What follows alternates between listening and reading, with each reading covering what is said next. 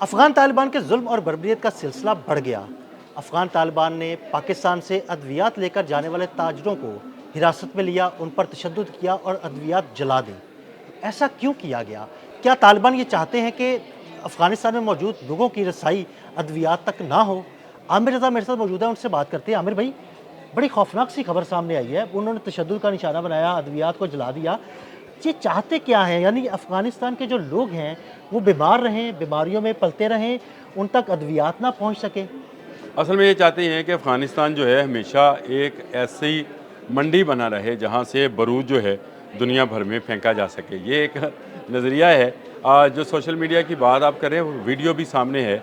उस वीडियो के मुताबिक जो है अद्वियात को जलाया जा रहा है और ये फार्मास्यूटिकल कंपनीज़ की तरफ से। इसको तक़वियत क्यों मिली इस वीडियो को कि ये हकीकत पर मबनी है?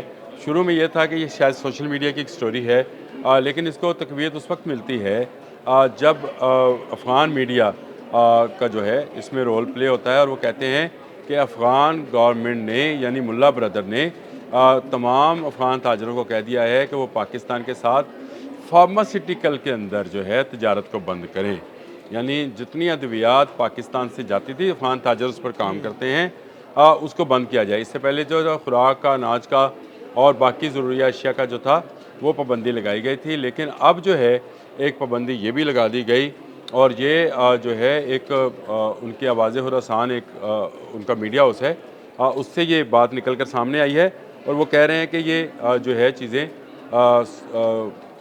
रोक दी गई हैं, यानी अद्वियात की तरसील रोक दी गई है। उसके बाद ये वीडियो मंज़र आम पर आती है। अब ये कितनी हकीकत पर मबनी है कितनी नहीं, इससे कतई नज़र अगर आप Afghan chamber of commerce and agriculture और ट्रेड को देखें तो उसके नुमाइंदे की तरफ से जारी करदा बयान के मुताबिक कि पाकिस्तान के साथ ट्रेड बंद होने से 15 लाख डॉलर रोज़ाना का नुकसान हो रहा है बहुत बड़ा ताजरों को। नुकसान है। ये बहुत बड़ा नुकसान है। फिर उनका एक अखबार है तुलुए न्यूज़, उसने ये बताया कि जितना सामान रोका गया था उससे रोज़ाना की बुनियाद पर अशिया ज़रूरिया की कीमतें कहाँ से कहाँ पहुँच गई। यानी जो प्याज उनको 20 अफ़गानी में मिलता था वो 55 अफ़गानी में मिलना शुरू हो गया और इससे लोगों में जो है क़ुव्वत ख़रीद कम होती चली जा रही है।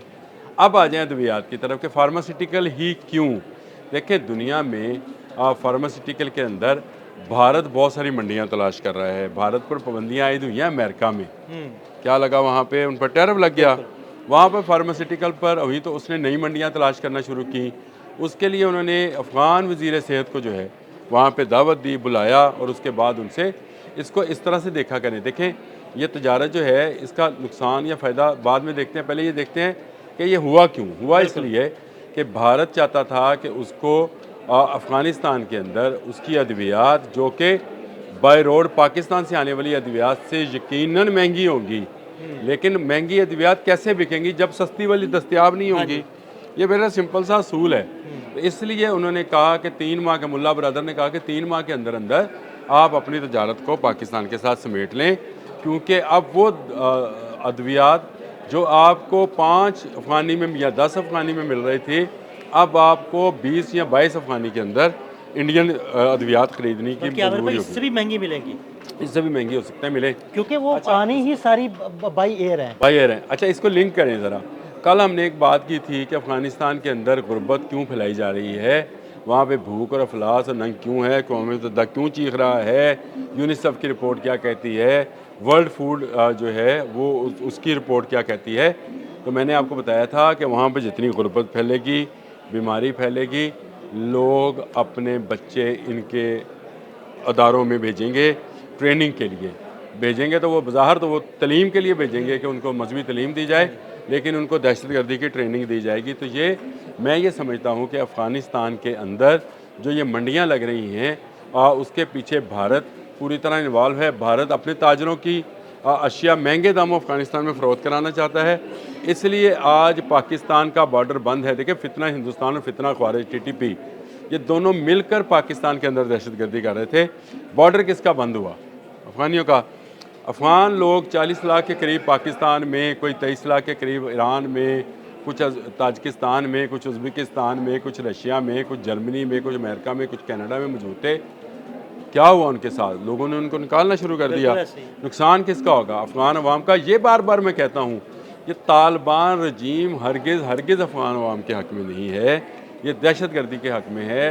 ये खुरासानी अभी भी देख लें, ये खुरासान डायरी की रिपोर्ट है जो मैं आपको बता रहा हूँ, जो उनका समझे कि उनका ऑफिशियल मीडिया है, खुरासानी ग्रुप का ऑफिशियल मीडिया है, उसकी ये रिपोर्ट है कि भाई ये फार्मास्यूटिकल अशिया जो है वो पाकिस्तान से नहीं लेनी है।